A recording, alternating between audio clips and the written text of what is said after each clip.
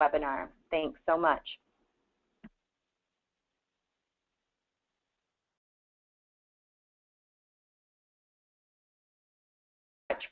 For joining us. We're going to go ahead and get started today to be respectful of everybody's time.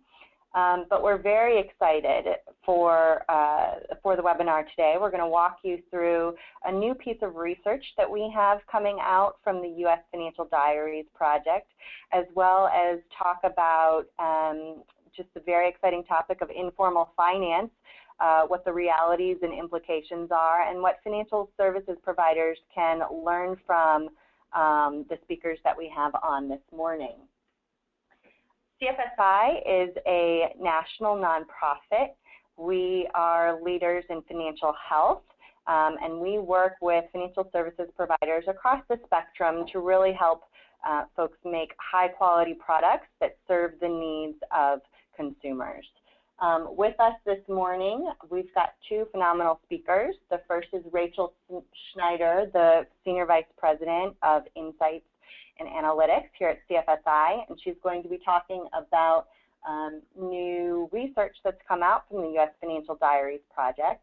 And then second, we have Roberto Bargagli, from the CEO of Yattos Social Funding Circles, and he'll tell you more about the work that he does and the customers that he works with.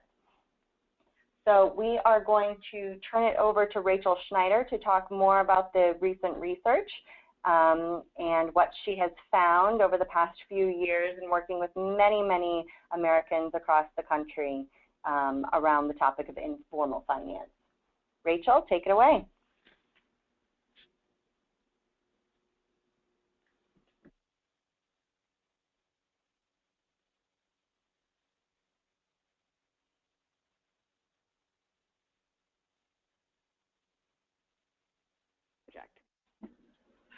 Rachel? Yeah. I think you're there. Sorry, so sorry we had you on mute. Go ahead. I wondered why I was talking, and yet, thanks, that's great. So I'm really glad to be here, and thank you all for joining us.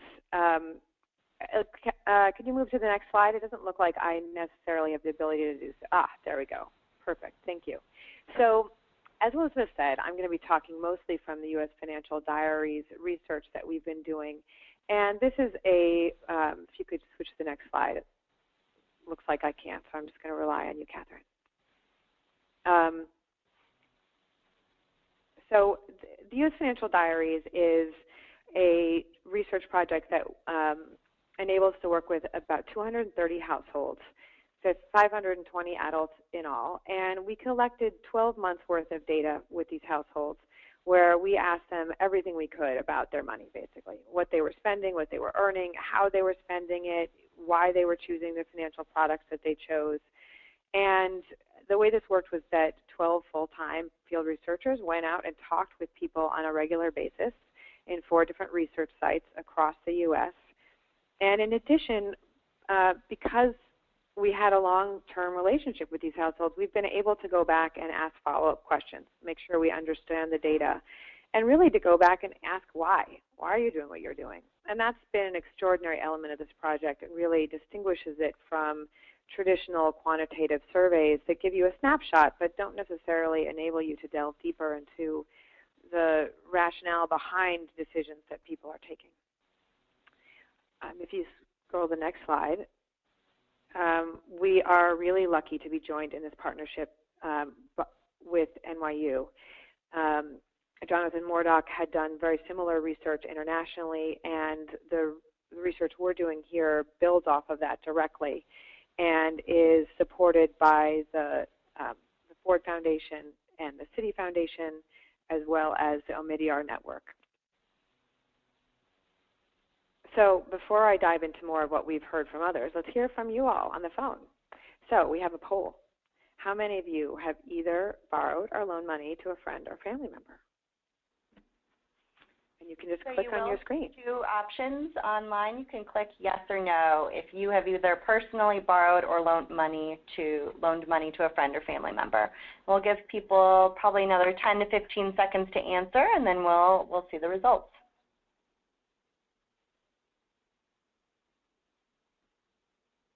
Great, and let's show the results. Yes, 82% of you. So that's consistent with what I might have expected and with what we've seen in the diaries group. And that's a big piece of why we wanted to look at informal finance. It's common. This is not an off the side of our desk activity. Most of us are engaged in financial relationship with friends, family, colleagues in some way. If you scroll to the next slide, you'll see the second reason why we think it's important to look at informal finance is that it's not a substitute for formal. So often we think about it as, well, why are people not using banks? Everybody should use banks for everything, right? And in fact, people cobble together a variety of services to make their financial lives work. And what you see is that informal finance is a complement, not a substitute for existing other uses of other financial products. So among those who we saw using savings groups, which I'll talk a bit about shortly, or using money guards, 90% of them do have bank accounts in which they could keep this cash. Of the people who borrowed from friends and family or lent to family, of those who borrowed from friends and family, 55% of them also have credit cards.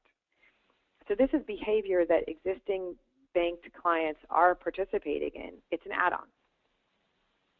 Let's move to the next slide. You'll see the third reason why we think it's important to look at this, which is that these are the tools people design on their own. And so, I always talk to people about, I ask what information helps you design and deliver financial products, and people, of course, use surveys and they use focus groups. And the challenge we all know about is that in a focus group or a survey, you're testing what people think about a concept that you've already designed. And when you look at what people are actually doing, it enables you to go significantly further than that and start from scratch with the problem they're trying to solve and the solutions they're coming up with to solve them. So now I'll talk a little bit about borrowing and lending behavior in particular. So what I most want to point out in this chart is this second column here. The loans from friends and family is the second most common form of credit that we saw among the US Financial Diaries households. It far surpasses the use of payday loans, pawn loans, and auto title, which are topics we tend to spend more time as an industry thinking about. And we should think about those products, certainly, but borrowing and lending from friends and family is, in fact, far more common. Another important thing to note on the next slide is that people are often on both sides of this relationship. So within this population, we worked with 41%, so roughly 40% were borrowing, roughly 40% were lending, 22% were doing both. I think, to me, this emphasizes the idea that it isn't a lack of financial capacity that is making people borrow from their friends and family necessarily. Right? It's not, oh, I'm at the edge of my rope and so I'm going to borrow from my brother. It's that I'm in an ongoing lending and borrowing relationship with the same people or with others in my community. On the next slide, we're showing some information about the size of the loans. Now, I didn't point this out at the beginning, but it's important to note, looking at this slide, that the people in the US Financial Diaries sample are middle and lower income.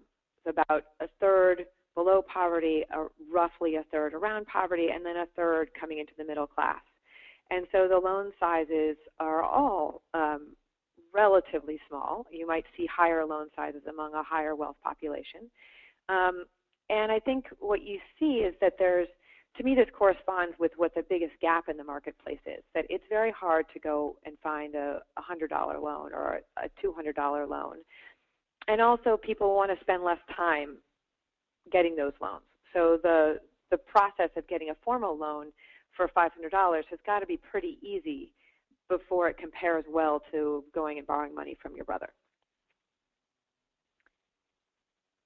On the next slide, we're looking, I want to tell just a quick story about the Leons, which is one of the households in the Diaries group. And so Andrea and Manuel are a married couple.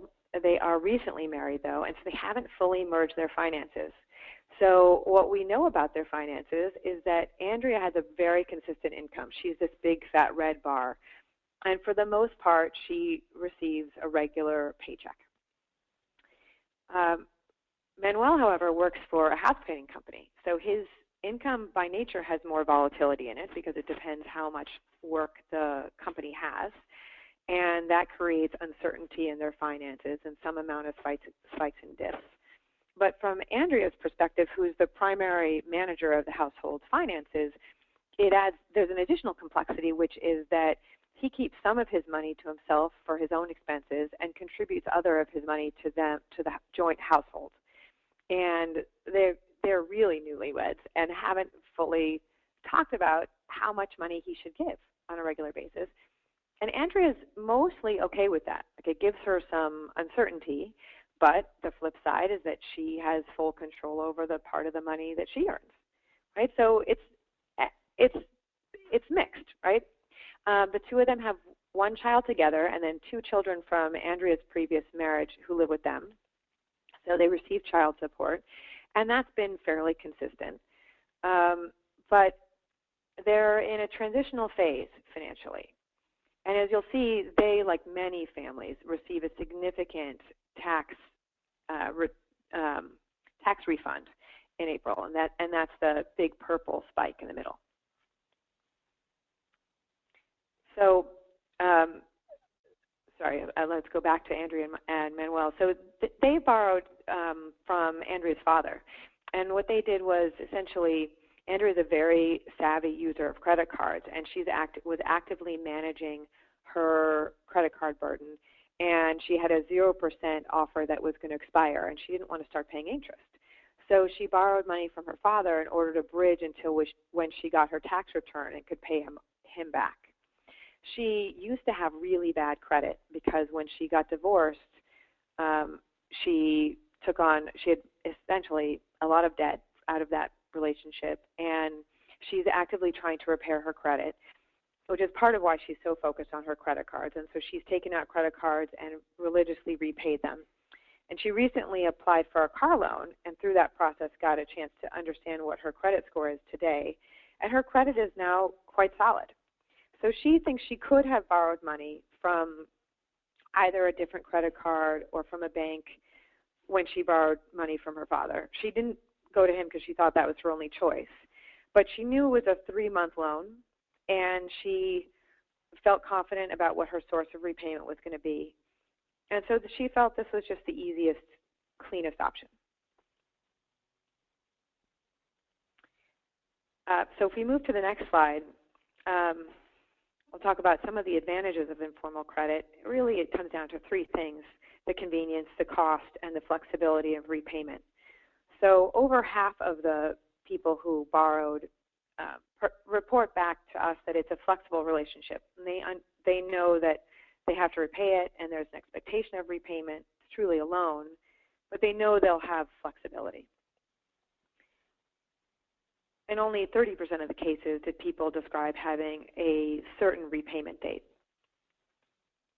And even on the next slide, you'll see that among those who describe having a clear understanding about the loan having a certain repayment date, they know that they'll have flexibility if for some reason it doesn't work out. And only 17% are reporting that there is absolutely no flexibility here. I want to point out that when I've talked about this with lenders, sometimes they say, well, I could never replicate that. Right? There's a worry that if you express flexibility to your borrowers, that you'll therefore diminish the likelihood of repayment.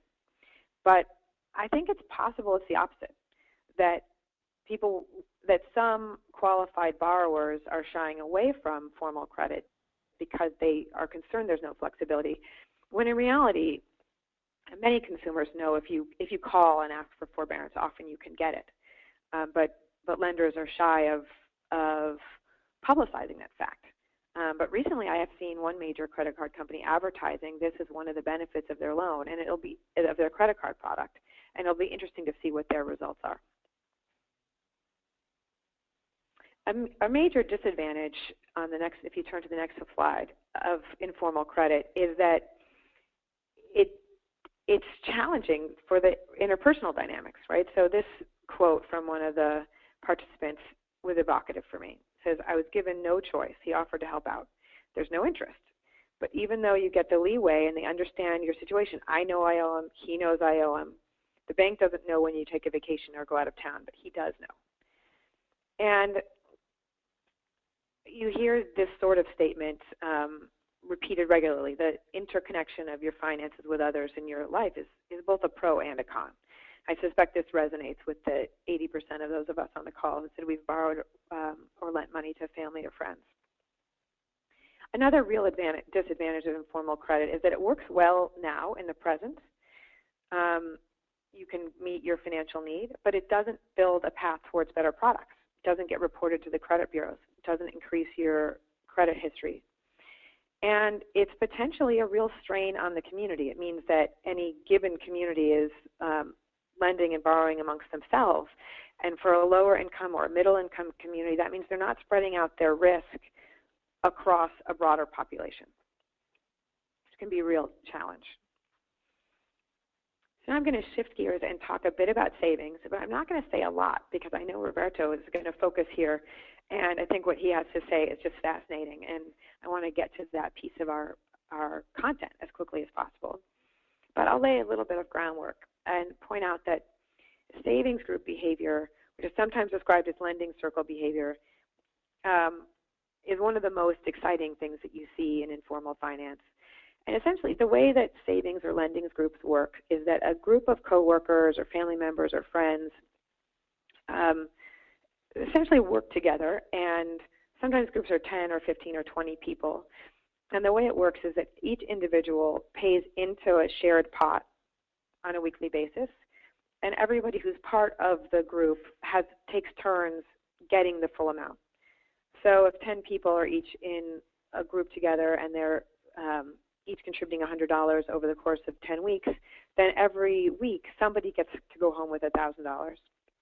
If you're at the beginning of the cycle, this is really borrowing. If you're at the end of the cycle, this is really saving. Either way, it's an extraordinary way to gather chunks of money, usable chunks of money. On the next slide,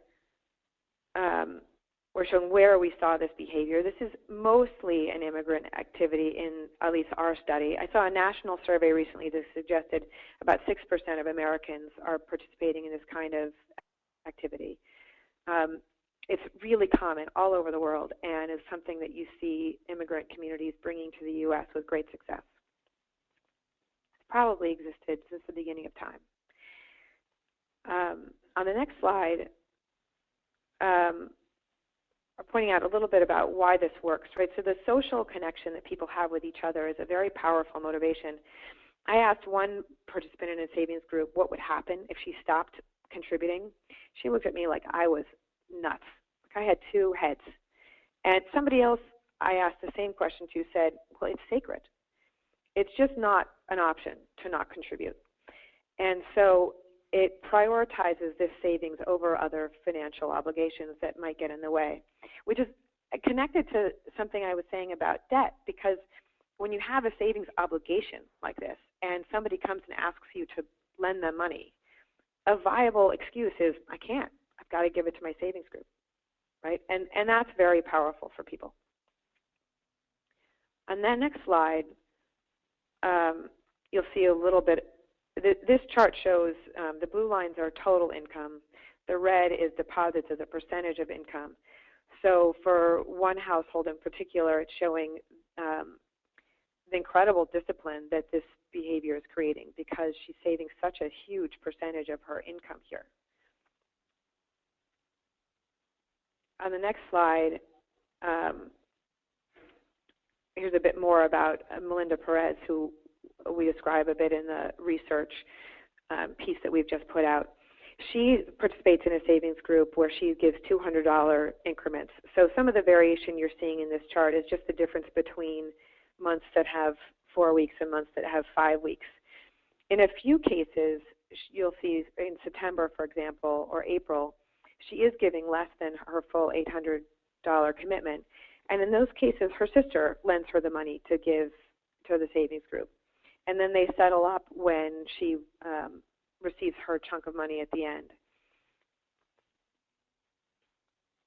And then we'll move to the next slide. So again, here there's some pros and cons, right? The limitation here is that the flip side of the weakness of the corresponding strength I described in how disciplined people become about the savings, the flip side is that they become really disciplined. And sometimes perhaps there's a mismatch between their need for cash flow and their commitment to save. And that can be challenging for people. And as with informal lending, there's a lack of connection point then into the formal system. So this might work today, but again, it doesn't build your credit history. If you're at the beginning of a lending circle cycle and you're essentially borrowing this money and then repaying it, you get no credit for that in your credit history. So in the long term, there's a real advantage to finding connection points between the formal and informal finances that we see. So with that, I'm happy to turn it over to Roberto, who's, I think, really on track, like thinking about what the connections are here between informal and formal. And it's really exciting work. And in the meantime, you're seeing here some fantastic information, insights about how to get more on the diaries. You can sign up for our research alerts. You can join us on December 3rd for a live stream on the hidden financial lives of working Americans. It will not simply be a repeat of this content. It will be some other research that we've done coming out of the same study. And I'd really encourage you to follow us. We're going to keep having more information to share.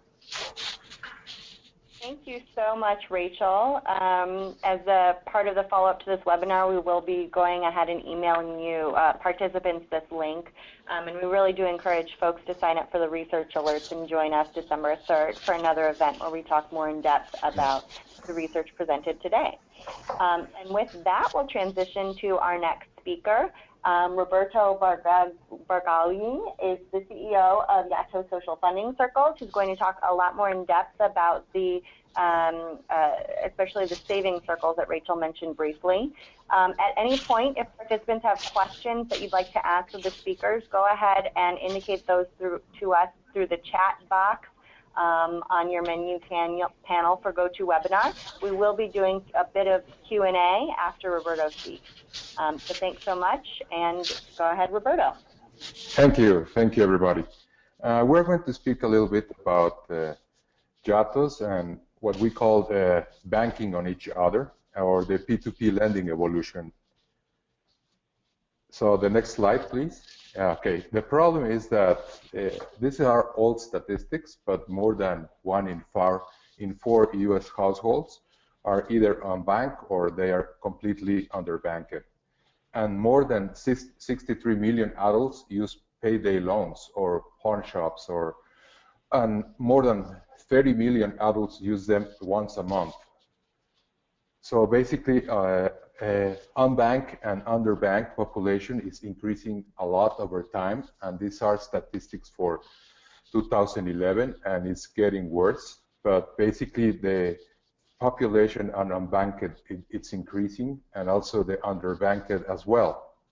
And 62 million are considered credit leapers, and 180 million have access to subprime credit rates. So, and the worst part of this is that more than 37 million have no access to credit at all. So on the next slide, the solution here, it's what we call banking on each other, or are the ROSCAs. And basically the ROSCAs are rotating savings and credit associations. And basically are the savings groups that Rachel speak a little bit about, and are very popular in Latin America, China, India, and Africa as well. And they are based basically on factors such as honor, trust, and affinity. And participants have normally 1 degree of separation. And because it's a matter of honor and trust, we have almost near 0 default rates. And all the collections always relies on peer pressure and on your social graph. So basically, the ROSCA features are peer-to-peer lending, but between friends. So there are an alternative way to use P2P lending within the closed circle. And the Roscas replace completely the social function that the banking industry has lost. So on the next slide, basically what we Yattos do. Basically, Yattos is an electronic platform that allows the creation of different types of Roscas on the internet. So basically, we manage all the collections, the escrow and payouts of the funds in a secure and transparent environment. So basically, we integrate the platform with your Facebook account. So we allow that even participants that are in other countries or in other places can participate with you. And basically, Yattos use all the social factors that make the Roscas work and create them online. So basically how it works, you create a Yatto, you invite your friends and family using your Facebook social graph. Then you decide which position you want to take on the Yattos. Do you want to be the first person to receive the whole fund, or you want to use it as a savings mechanism, so you choose the last positions? Then you can develop a reputation, and then you can participate in larger Yattos as well. So on the next slide, basically, let's talk about a little bit about APRs, no? And basically, Yattos has the lowest APR, and that's only because we are charging all less than 6% of a platform fee, and but we manage all the collections and disbursements completely electronically. So compared to a pawn shop or payday loans, basically the APR it's almost 10 to 0, no? And there's an estimate that more than 5 billion Roscas are running every month worldwide. That includes offline Roscas as well, of course, and also part of the Yattos and these e-money pool mechanisms as well.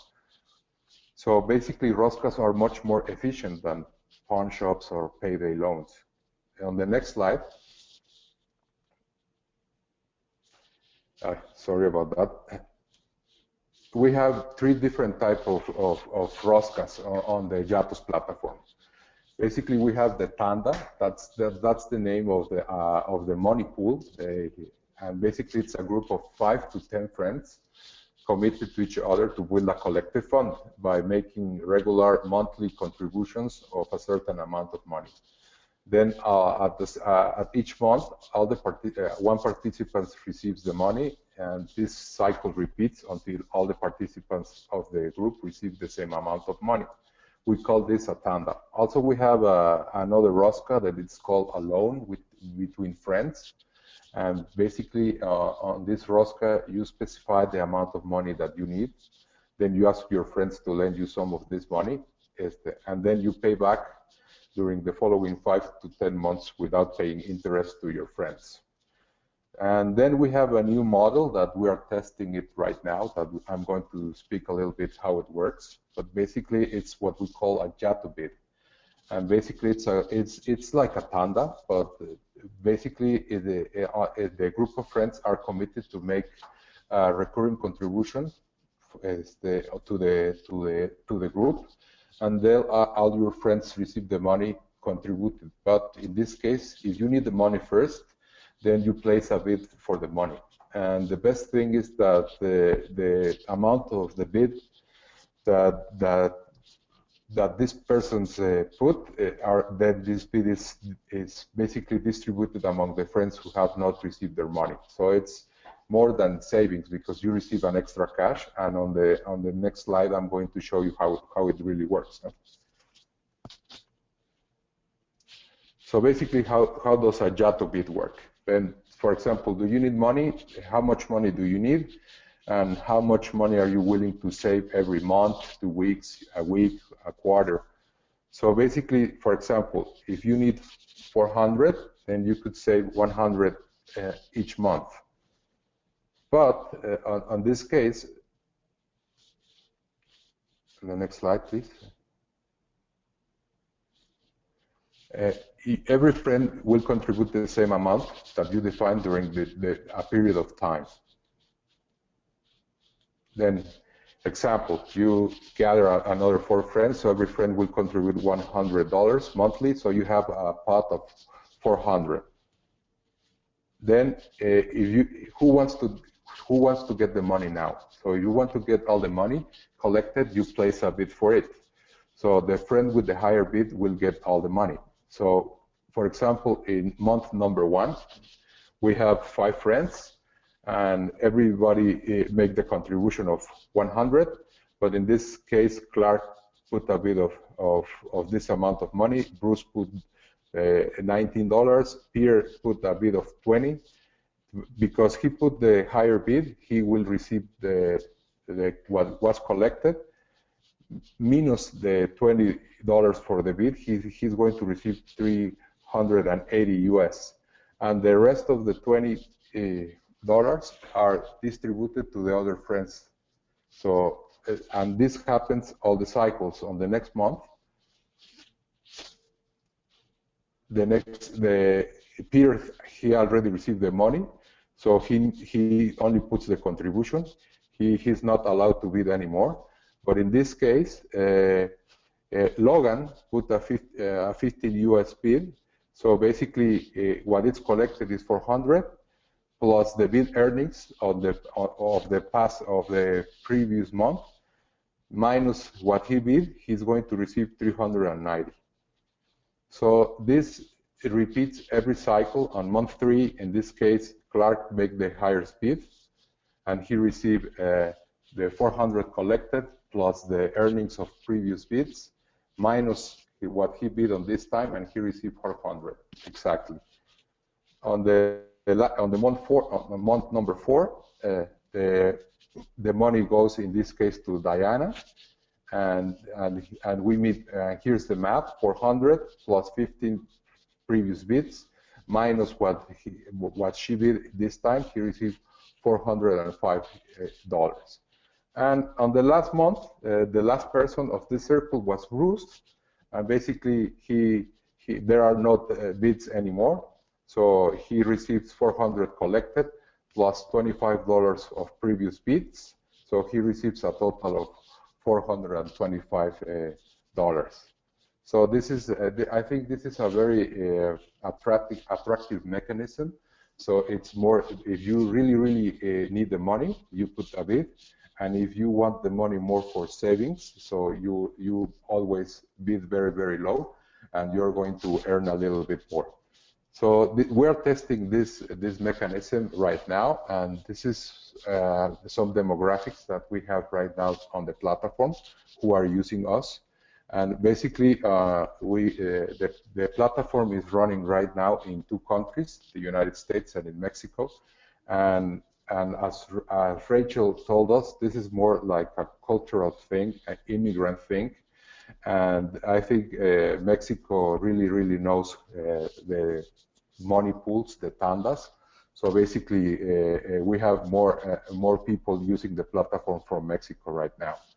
On the gender, we have that male 56% and female 44%. And basically on the age, this is how it compares how the age that we have on the platform. And basically we have the older people, surprisingly here, 40 to 50 years are the ones that they are used to this kind of mechanisms, because tandas and money pools and roscas are it's a very old and traditional concept, and they are very familiar. So it's not surprised that a teenager, for example, that he really doesn't know how a savings group or a rosca works. No? And basically, Yattos right now, by the numbers, since we launched the platform last year, we have seen these numbers. We have 783 Yattos, and 523 are tandas, 243 are loans with your friends, and right now we're testing the bidding Yattos, and we only have these numbers right now. but so far so good. I think these numbers are going to increase in the very near future. And basically for what they are using us, and basically it's for business. They want to fund a startup or grow a business, or they want to buy inventory or want to buy a new equipment or so. And the other large percentage is for debts. So they want to pay late bills or pay credit cards, because credit cards have a very high interest. So they want to put more money on the credit cards so they can reduce the interest, or they want to pay loans to somebody else or to banks. So basically these are the statistics that we have right out on the platform. And some other percentage are for education, paying tuitions or traveling or buy something. And basically that's it. That's what we are doing right now with the platform online. And that's it. Thank you very much. Thank you so much, Roberto. There was a quick question about the bids. Is there a time limit on the bids? Yeah, basically you have like 2 days for the bid. So basically you receive an alert or an email or an SMS that you need to bid. And if you don't bid, we put the lowest bid that it's possible in the system. So basically, you have like 48 hours to complete your personal bid.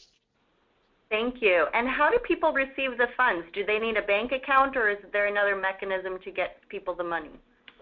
That's a very good question. And basically, it depends on the country. In United States, definitely you need a bank account, because we are doing everything with ACH in the United States. But in Mexico, basically you can put the money, also use convenience stores like 7-Eleven, and then you can put the money in the convenience stores to pay your Yatto, and also to receive the money you can use a convenience store. Great. Yeah, thank you. Yeah.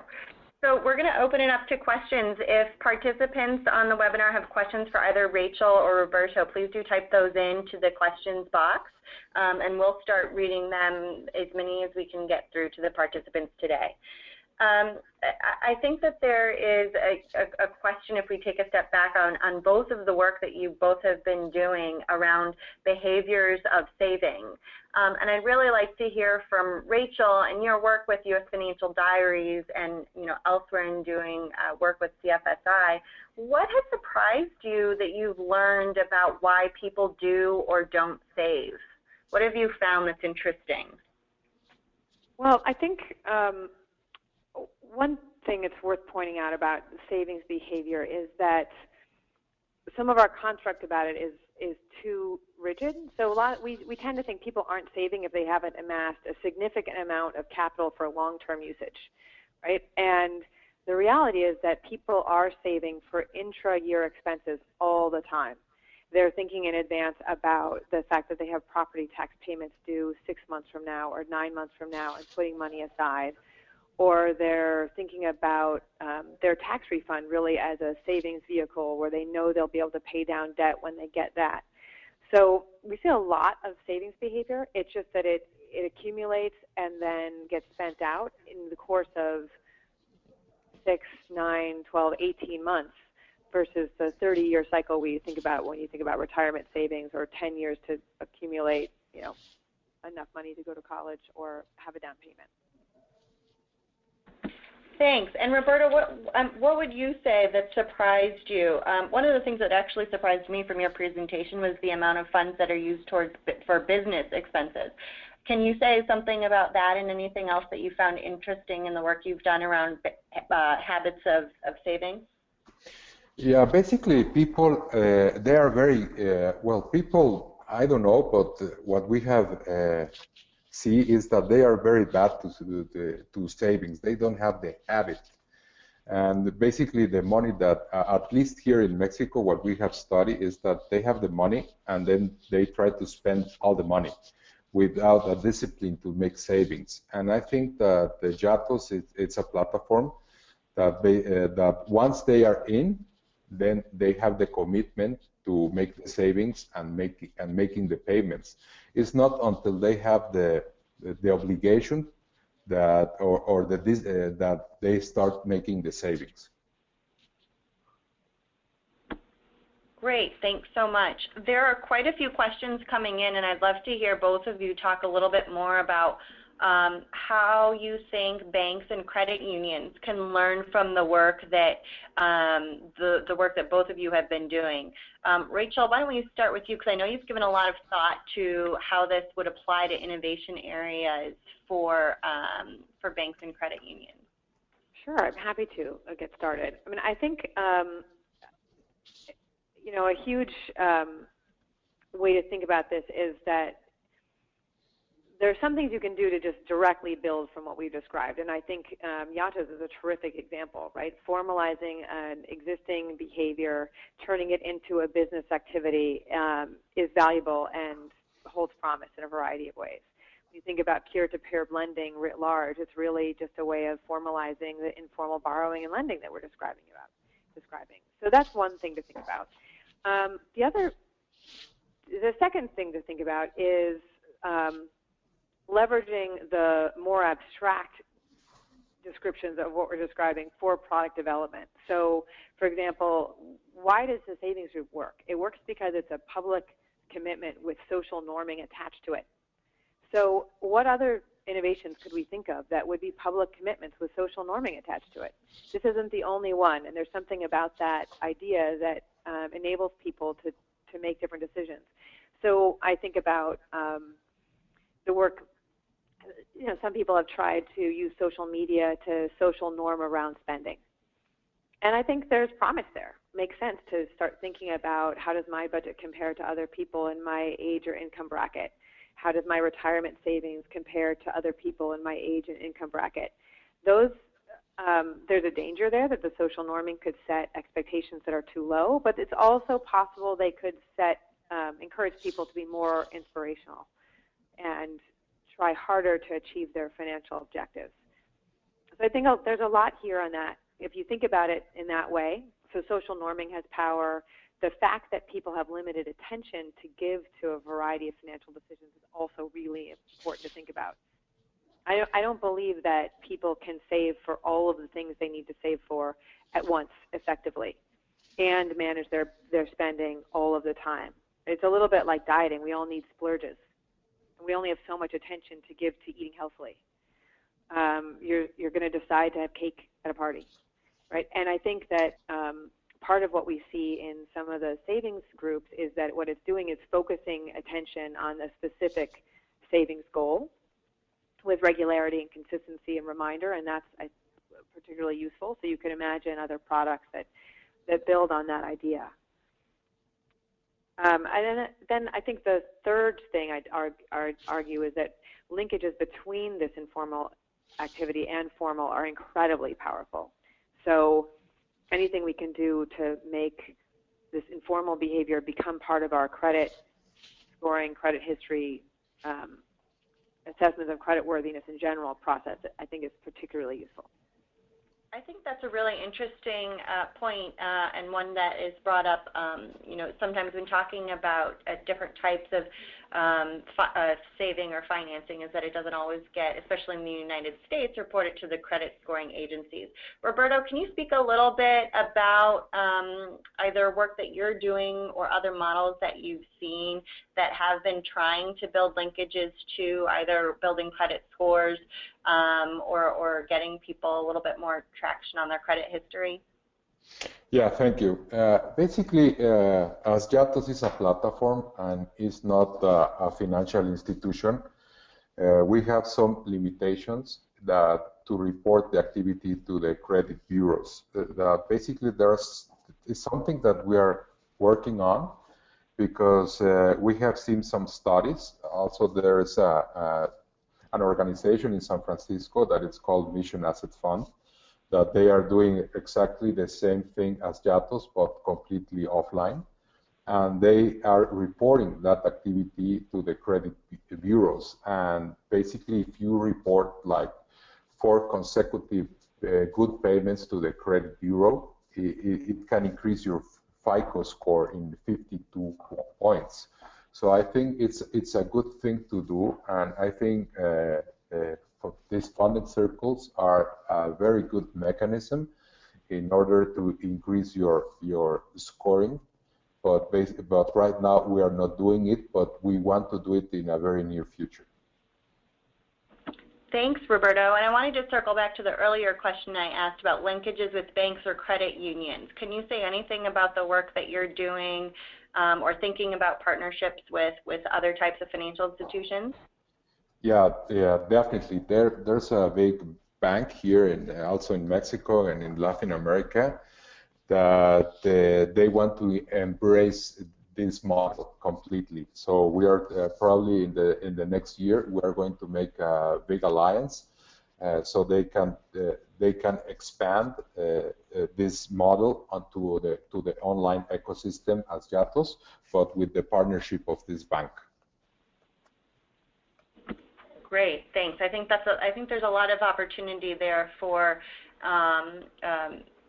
banks and credit unions to think about what the applications of these approaches could be, which is really great. Thank you. There are quite a few questions coming in from online around the population, the millennial population or the younger population.